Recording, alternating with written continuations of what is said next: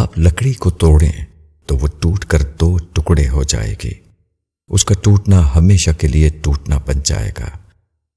مکڑی اپنے وجود کو دوبارہ پہلے کی طرح ایک نہیں بنا سکتی، مگر زندہ چیزوں کا معاملہ اس کے بالکل برعکس ہے۔ زندہ چیز ٹوٹنے کے بعد بھی زندہ رہتی ہے۔ ایک زندہ امیبا جب ٹوٹتا ہے تو وہ 2 زندہ امیبا بن جاتا ہے۔ ہماری دنیا میں اس طرح کے واقعات خدا کی عظیم نشانی ہے۔ وہ بتاتے ہیں کہ ایک زندہ انسان کے لیے خدا نے اس دنیا میں کتنا بڑا امکان چھپا رکھا ہے۔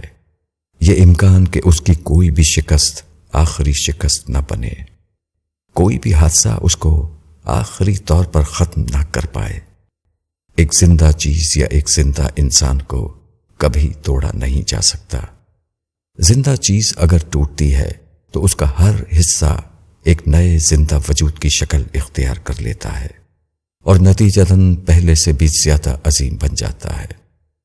انسان ایک ایسی مخلوق ہے کہ ناکامی اس کو فکری گہرائی عطا کرتی ہے، رکاوٹیں اس کے ذہن کے بند دروازے کھولتی ہیں۔ حالات اگر اس کے وجود کو ٹکڑے ٹکڑے کرتے ہیں تو اس کا ہر ٹکڑا دوبارہ نئی زندگی حاصل کر لیتا ہے۔ اس امکان نے اس دنیا میں کسی انسان کو ابدی طور پر ناقابل تسخیر بنا دیا ہے۔